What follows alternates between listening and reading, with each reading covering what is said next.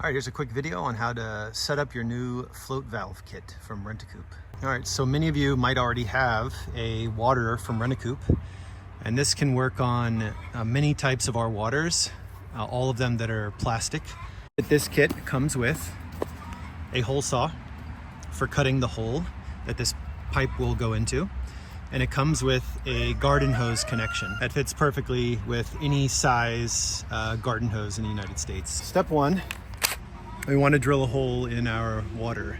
We want to hold it steady and go at a 90-degree angle. So you just want to remove the burrs here, but you don't need to do an amazing job because it doesn't matter about water escaping. Water will never reach this level. It'll only reach the bottom of the float valve, which will be here. Next, you have your float valve. So this should be at a 90-degree angle, pointing down. This is going to be on the inside, and then this part will be on the outside of your bucket. So you'll open up your bucket, float valve sticking out. You'll put the nut on, and you'll go all the way until it is tight up against the bucket. You do not want your float valve twisting upside down or left or right, so you want this nut to be very tight. The float valve only works and only stops water if the blue part is on top and the red part is on the bottom. All right, next, you've got your garden hose connection. First, what you want to do is make sure the white washer is inside. So that's there and it's there, so perfect. And we'll put the shorter side on this part of the float valve. We also want this to be pretty tight, so no water is escaping through these threads here. This brass elbow is really cool because it has the ability to just twist this part without actually twisting your garden hose or twisting the elbow, and it can get tight. So it makes installation really easy. And also the nice part about this elbow is that your garden hose is not coming out this way and then coming down. It just goes straight down. So there's less of a chance of your chickens jumping on top of it and maybe knocking your bucket over.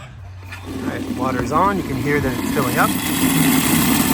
But right when the water reaches about this level, it's going to stop. And you can see here where the water level is. You can see that the nipple now works. Let's go on this side. So we have no leaking at this point, but really we want to test for leaking once the water stops. And it looks like it's getting pretty close, so it'll stop pretty soon. All right, so next we're gonna check this area to make sure there are no leaks. And if there were leaks, you'd want to check here and here. You would see dripping probably coming down from this area. And if it was here, you could see dripping anywhere around the side.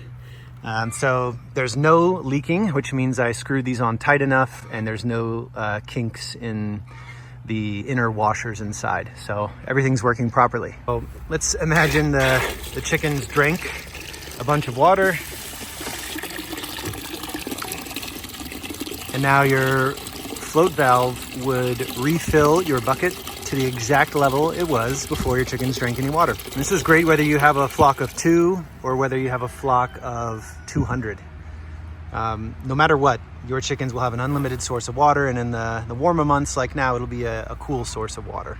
So just hook up your hose, install this very easy float valve kit from Rent-A-Coop, and you are good to go.